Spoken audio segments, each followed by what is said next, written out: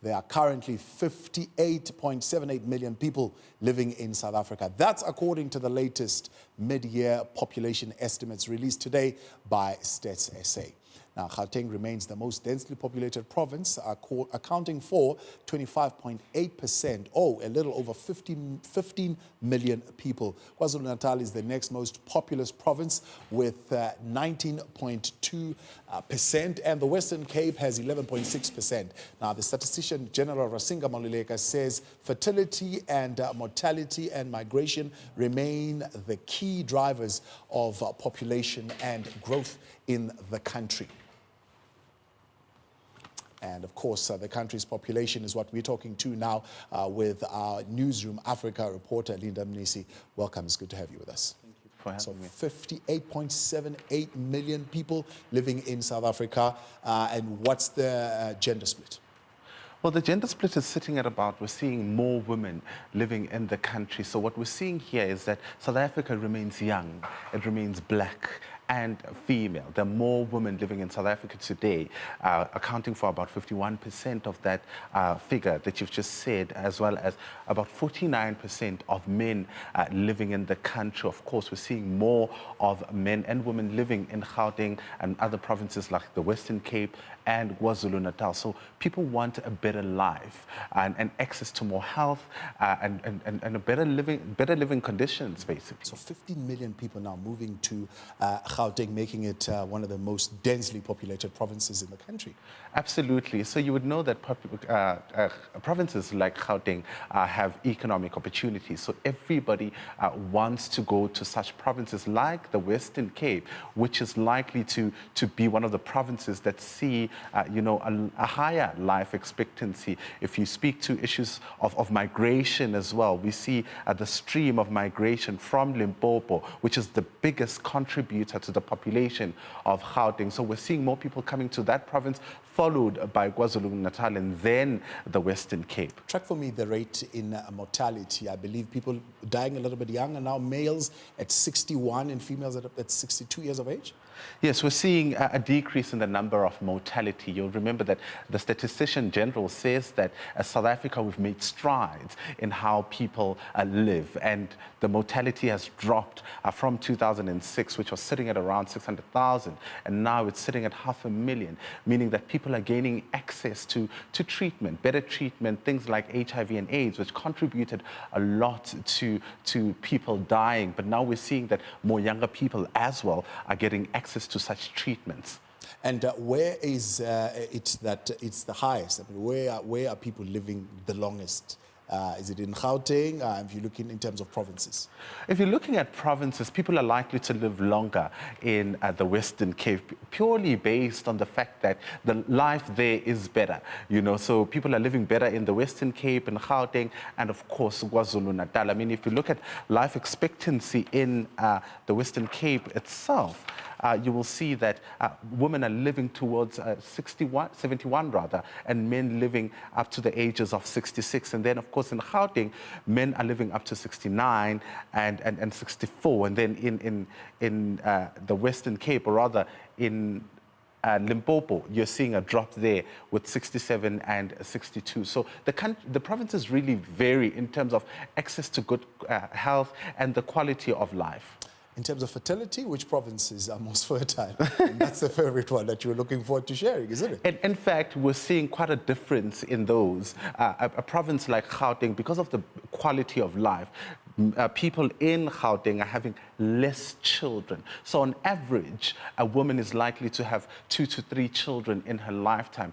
But because of the demands that come with these provinces and or rather economic activities and opportunities, we're seeing more women in these bigger provinces having less children, and the more children are being had in the less privileged provinces. The country's population estimated now standing at 58.78 million people, and women make up more than half of the population. This was revealed by Statistician General Rasinga Maluleka earlier on this morning. Now, when I look at the stats, Linda, they point to the number of people now living with HIV estimated at 7.97 million in 2019. 2019, not a significant movement. I think they're pretty much remaining steady if you look at 2016, 2017, 2018, and 2019.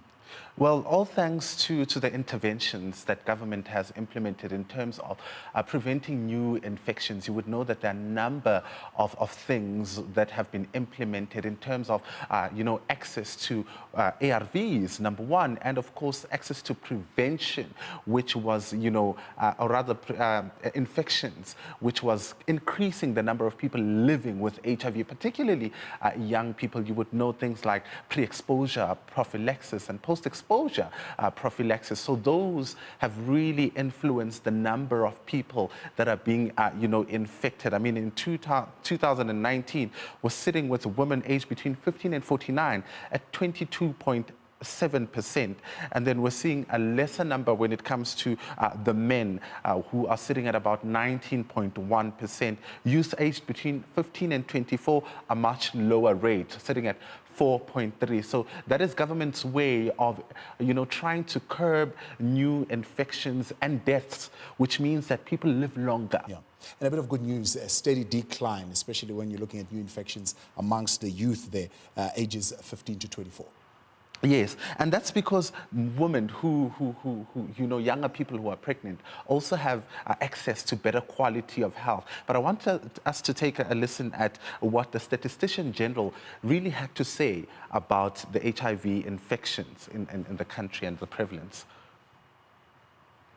That prior to your 2005, we had seen deaths, and while causes of death were not notifiable in relation to HIV, when we started releasing our causes of death, we have seen that amongst the causes of death, HIV was kicking in. But if you look at the deaths in general, we are starting to decline coming out of 2006, where we were sitting in the up of about 600,000 persons, more than that actually. And now we are sitting at about 541,143 persons as an estimate for 2019. The Statistician General there, Rasinga Maluleka, talking about the decline in HIV prevalence. Now, Linda, what do they do then with this information? I mean, what do we make of it now that we've gathered this information? This is the mid-year release of the statistics. How do we use this information?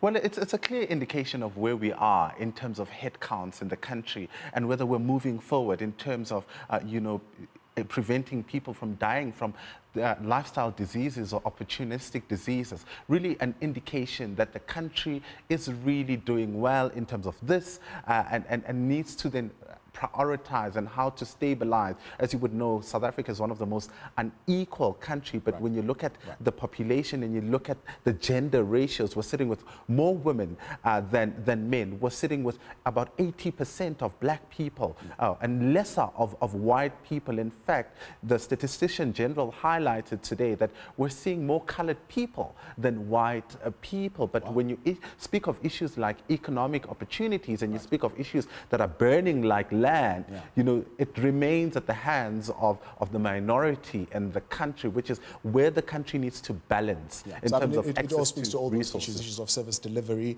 issues of where do you direct a lot of your resources. It speaks to your economic policies, how they should address, and of course it speaks on issues of gender equity and how all those should be balanced. Let me thank you so much for coming through this afternoon. That is our Newzroom Africa reporter, Linda Mnisi. He was earlier on at Stats SA. That is where those figures were released.